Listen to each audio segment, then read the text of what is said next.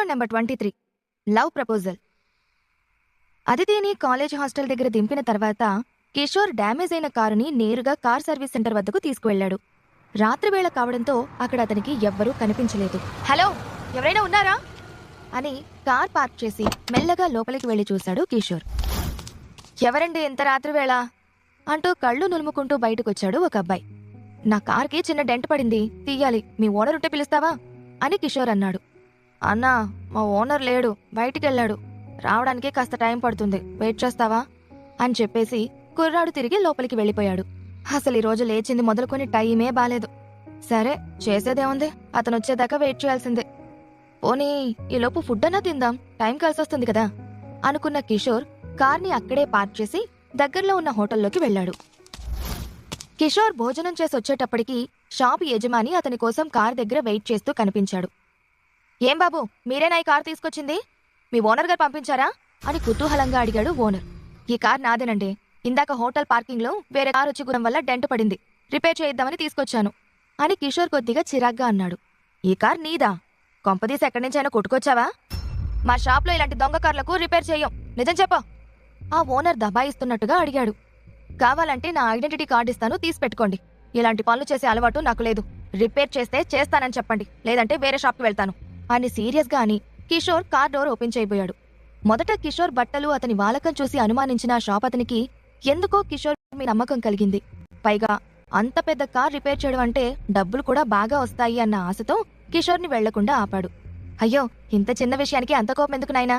రోజూ నేను చూసే మనుషులు అలాంటి వాళ్ళు, ఏం చేయని చెప్పు? తప్పుగా అనుకోకు బాబు, అడగడం మా బాధ్యత. రేపు పొరపాటున పోలీస్ కేసు లాంటివి ఏదైనా వచ్చాయనుకో, ఫస్ట్ ఇరుక్కునేది మేమే కదా, అందుకని అలా డౌట్ పడ్డాను, ఏమీ అనుకోకు అని మెల్లగా నవ్వుతూ కార్ రిపేర్ చేయడానికి రెడీ అయ్యాడు అతను. కార్ని బాగా పరిశీలించిన అతను డెంట్ తీసి అంతా సెట్ చేసి ఇవ్వడానికి టైం పడుతుంది అని చెప్పడంతో టాక్సీ తీసుకుని హాస్టల్ రూమ్ చేరుకున్న కిషోర్ బాగా అలసిపోవడంతో వెంటనే బెడ్ మీదకెక్కి నిద్రపోయాడు. రే కిషోర్, ఏంట్రా మొద్దు నిద్ర, లే అంటూ ఉదయం రవి వచ్చి నిద్ర లేపే వరకు కిషోర్ నిద్రపోతూనే ఉన్నాడు. రే రవి, ప్లీజ్ రా, నన్ను డిస్టర్బ్ చేయకు, కాసేపు అయ్యాక లేస్తాను, వెళ్ళు అని రవిని పక్కకు తోసి మళ్లీ దుప్పట్లోకి దూరాడు. నిన్నో చాలా అర్జెంట్ వర్క్ ఉంది, లేస్తావా లేదా అంటూ కిషోర్ దుప్పటి మొత్తం లాగి బలవంతంగా లేపి పైకి కూర్చోబెట్టాడు రవి. రే రవి, ఏంటిది, ఇవాళ నాకు లేవాలని లేదు, వెళ్ళరా బాబు అని కిషోర్ విసుక్కున్నాడు. కిషోర్ ప్లీజ్, నా కోసం లేచి రెడీ అవ్వు, రేఖ నీతో మాట్లాడాలంట, మీకోసం క్యాంటీన్లో వెయిట్ చేస్తాను, ప్లీజ్ రా, నా కోసం అని బతిమలాడాడు రవి. రే, ఏం మాట్లాడుతున్నావురా? రేఖ నా కోసం వెయిట్ చేయడం ఎందుకు? నాతో ఏం మాట్లాడాలి? రవి, నిజం చెప్పరా, మీరిద్దరు ఏమైనా గొడవ పడ్డారా? నాకు ఇలాంటి గొడవలు పడవు, నన్ను పడుకోనివ్వరా ప్లీజ్ అని కిషోర్ రవిని అనుమానంగా ప్రశ్నించాడు. అయ్యో, అలాంటిదేమీ లేదురా నాయన, నాకుండే ప్రాబ్లమ్స్ చాలు, నువ్వు కొత్త కొత్త డౌట్స్ కలిగించుకు, ప్లీజ్ త్వరగా రెడీ అవ్వు, నేను బయట వెయిట్ చేస్తాను అని చెప్పి రవి బయటికి వెళ్లిపోయాడు. రేఖను కలవడానికి వెళ్లాలి అన్న ఉద్దేశంతో ఫాస్ట్గా లేచి ఫ్రెష్ అయి రెడీ అయిన కిషోర్ బయటకొచ్చాడు. రవి, పద వెళ్దాం అని క్యాంటీన్ వైపు వడివడిగా అడుగులు వేశారు. హలో రేఖ అని లోపలికి వెళ్లగానే రేఖను పలకరించిన కిషోర్ ఆమె ఎదురు చైర్లో కూర్చున్నాడు. పొద్దున్నే వీడు నా నిద్ర చెడగొట్టి మరీ తీసుకొచ్చాడు. రవి చెప్పాడు, నువ్వు నాతో ఏదో మాట్లాడాలి అన్నావంటగా, చెప్పు అని కిషోర్ అనగానే రేఖ ఫేస్లో కొద్దిగా టెన్షన్ కనిపించింది. రేఖ, నువ్వు ఏం చెప్పదలుచుకున్నా నాతో చెప్పొచ్చు, నా వల్ల అయ్యే పనైతే నేను తప్పకుండా చేస్తాను, మొహమాట పడద్దు అని అంటూ రేఖ ఫేస్లోని టెన్షన్ గమనించిన కిషోర్ ఆమెకు ధైర్యం చెప్పాడు. కిషోర్ ఎంతగా అంటున్నా ఆమెకి ధైర్యం చాలేదు. రేఖ తను చెప్పదలుచుకున్న విషయం కిషోర్కి చాలా బాధ కలిగిస్తుందేమో అన్న అనుమానంతో చెప్పకుండా ఆగిపోయింది. కిషోర్, రేఖ నీతో దీపిక విషయం మాట్లాడాలి అని అనుకుంటోంది అని రవి మెల్లిగా అసలు విషయం చెప్పాడు. రే రవి, నీకీ విషయం తెలిసినప్పుడు ఇదే మ్యాటర్ రూమ్ దగ్గరే చెప్పొచ్చు కదరా ఇడియట్, నా నిద్ర వేస్ట్, నా టైం వేస్ట్. దీపికకు సంబంధించి ఏ విషయం నేను వినదలుచుకోలేదురా, అలాంటి అమ్మాయికి ఏం జరిగినా నాకు అనవసరం అంటూ కిషోర్ కోపంగా పైకి లేచాడు. కిషోర్ ప్లీజ్, నేను చెప్పేది ఒక్కసారి విను, ఆ రాహుల్ మీద నాకు నమ్మకం లేదు, వాళ్ళు ఈ 2 రోజుల టైంలో చాలా దగ్గరయ్యారు అని రేఖ చెప్పింది. అయితే ఏంటి రేఖ, ఆ దీపిక మేడం కూడా అదే కదా కోరుకుంది, మరిప్పుడు ప్రాబ్లం ఏంటి అని అన్నాడు కిషోర్. ఆమె ఏం చెప్పాలనుకుంటుందో అతనికి అర్థం కాలేదు.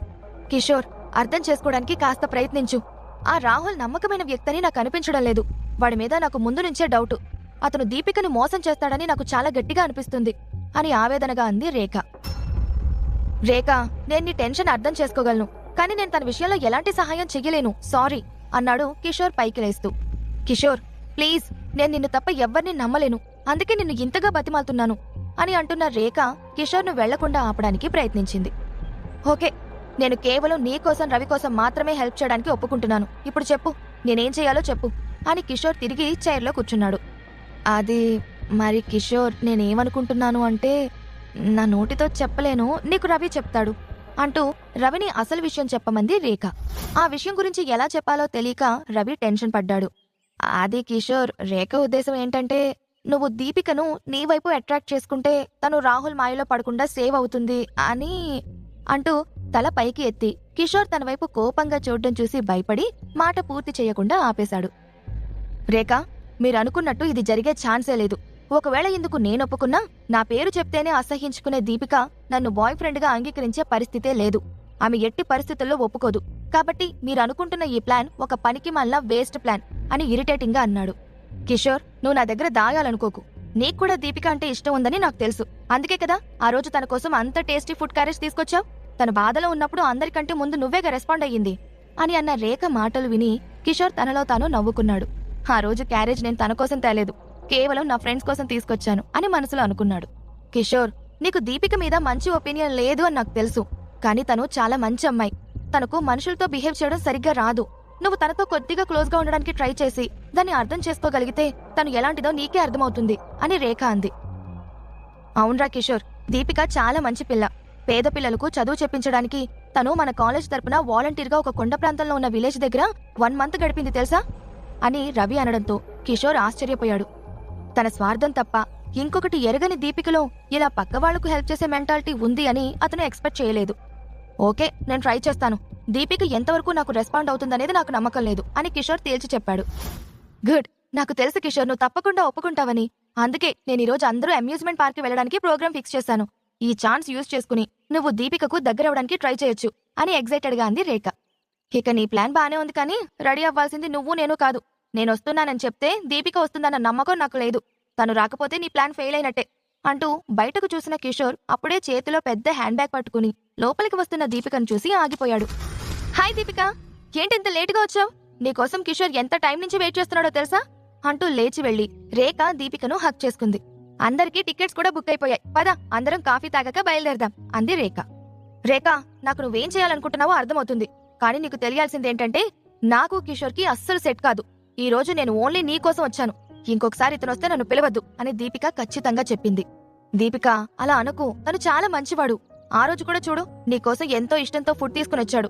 నన్ను నమ్ము, 1 or 2 టైమ్స్ అతన్ని కలుసుకుంటే నీకే కిషోర్ ఎలాంటివాడో బాగా అర్థమవుతుంది అంటూ దీపికతో పాటు లోపలికొచ్చిన రేఖ ఆమెను కిషోర్ పక్కన కూర్చోబెట్టింది. తెచ్చాళ్లే బోడి క్యారేజ్. ఆ ఫుడ్ ఏమన్నా డబ్బులు పెట్టి రెస్టారెంట్లో నుంచి కొనుక్కొచ్చాడా? తను వర్క్ చేసిన దగ్గర మిగిలిపోయిన ఫుడ్ క్యారేజ్లో సర్దుకుని తీసుకొచ్చాడు.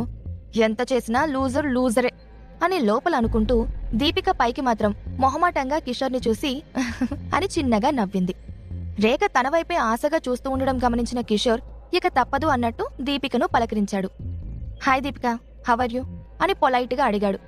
నేను బానే ఉన్నాను, కానీ ఈసారి నుంచి నన్ను పిలవాలి అనుకుంటే మిస్ దీపిక అని పిలవడం అలవాటు చేసుకో. నీలాంటి మనుషులు నన్ను అంత చనువుగా పేరు పెట్టి పిలవడం నాకు నచ్చదు అని దీపిక పొగరుగా సమాధానమిచ్చింది.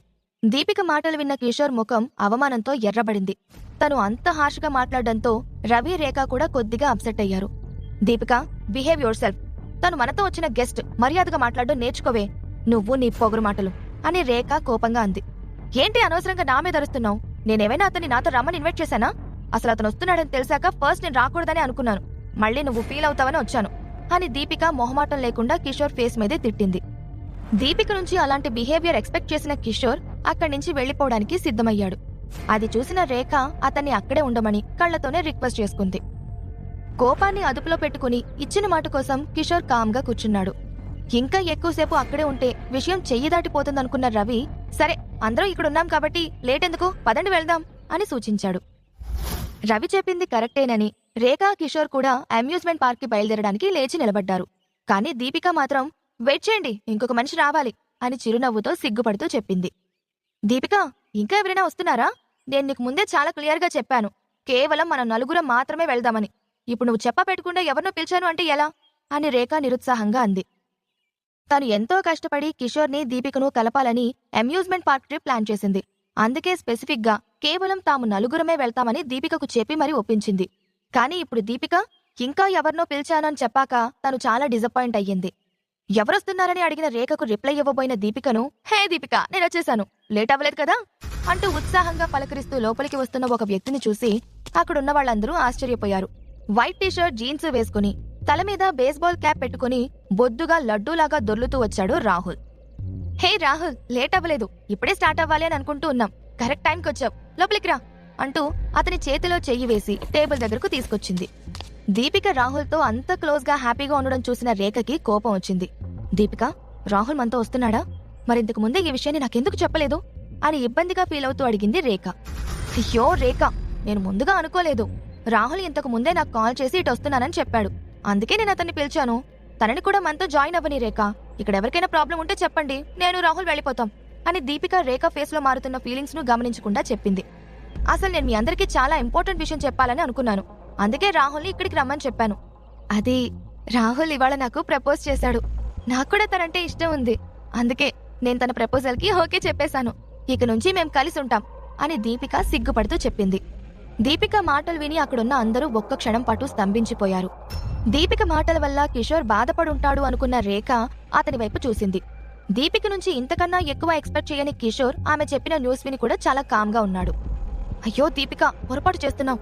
ఆ రాహుల్ లాంటి నిజాయితీ లేని మనిషి కోసం కిషోర్ లాంటి మంచివాణ్ణి కాదు అనుకుంటున్నావు. ఇప్పటికైనా మేల్కోకపోతే నష్టపోతావే అని రేఖ తన మనసులోనే అనుకుంది. తను చెప్పింది విని కిషోర్ బాధపడతాడు, అది చూసి ఆనందించొచ్చని ఎక్స్పెక్ట్ చేసిన దీపిక కామ్గా నిలబడ్డ కిషోర్ని చూసి ఆశ్చర్యపోయింది.